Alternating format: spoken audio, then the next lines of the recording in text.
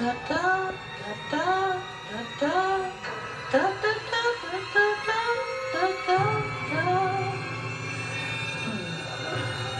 The next story was inspired by this viral photograph of an older gentleman. You can clearly see a strange resemblance to the Family Guy character Herbert in that one episode where he cross-dresses wearing a wig and a dress. The person who submitted this story provides a vague description of what took place the day the photo was taken. So we decided to spruce it up a bit and give you guys a dramatized version of the alleged occurrence. Here's what it looked like.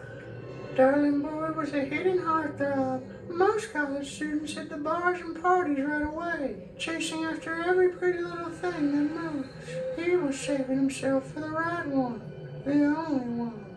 He spent most of his time in the library. As intelligent and diligent as he was, the library had everything a student like him could need. 24/7 access, free Wi-Fi, computers and books, and lots of peace and quiet. He didn't know it, but he had the refined philanthropist missus to thank for all those amenities. Late one evening, when the darling boy thought he was totally alone, the lonely spinster appeared before him, standing before the bookshelf by his usual table in the corner and inspecting the volumes. By the look on his face, the kind old woman knew she had grown a suspicion for interrupting his studies with her presence. What would such an old lady be doing in a college library? But all the matronly widow needed was to meet eyes with a young man just once, and then he was hers. She watched from afar for months, waiting for the right moment to reel him in.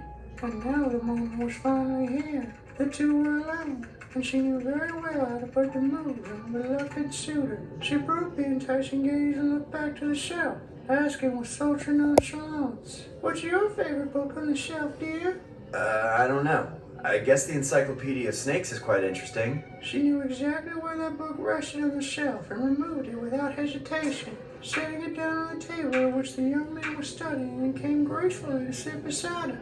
"So, you like snakes? Well, what do you like about them?" The poor inexperienced lad was already sweating bullets from nervousness. Clearly, he'd never even spoken with a woman before, let alone been with one. But that would soon change. I don't know. Wait a second. Don't I know you from somewhere? You look exactly like Herbert from... Who? From what? Sonny. The only person I look like is the most stunning regal woman you've ever laid your eyes on. Is that right? Yeah, woman, sure. Don't think about that other question. I have something more important to ask. Do you like popsicles? I mean, yeah, as a kid I did, but I haven't had one in years. Tisk. I'm so sorry, Sonny. I keep asking the wrong questions. You're a little old for popsicles, aren't you? You're a man now, and you're after a different kind of sugar. So tell me, chisel specimen, you like hot blonde babes? Do you like floral dresses like this? Look, I should get going. I have finals tomorrow. Nonsense. Stay a little longer. Things weren't going well for the mistress. She felt like she was losing the young man to his own anxious inexperience. But if she failed in that moment, she would never get another chance to have this man she dreamed about for so long. She was cunning, however, with a little deception. She had one more card up her sleeve she could play. It was a risky move, but it would be worth it in the end.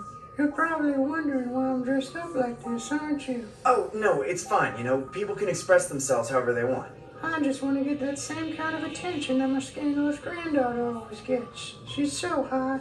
You would really like her. She goes here, too, and she really enjoys making men out of boys. Yeah? What'd she look like? She's a natural blonde. Nice and thick, too. Great chest. I'm actually going to be picking her up from here in just a few minutes. Want to come along? The mistress knew that the lonely young man couldn't resist the temptation of a voluptuous woman's company. He agreed despite everything, disregarding his own anxieties and suspicions that the mistress was not truly who she said she was. A van was parked at the curb outside the library, waiting for the pair to climb aboard. The young man paused once more at the sight of it, but the mistress knew just how to make him forget about all his worries. "My gorgeous granddaughter is waiting for you in the back, right on the other side of those doors. Go ahead, open it." He was reluctant, but he couldn't stop himself.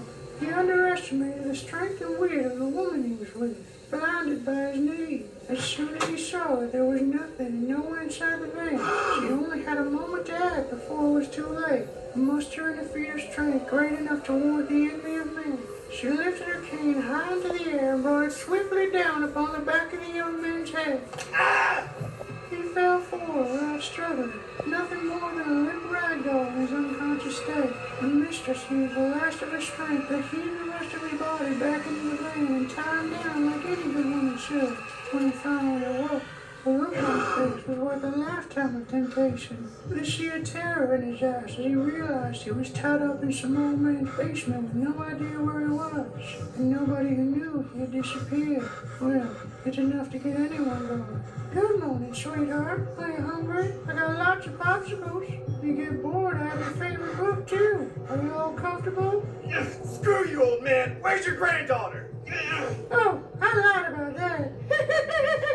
But at least you still have a hot blonde with a pretty dress to be with for the rest of your life.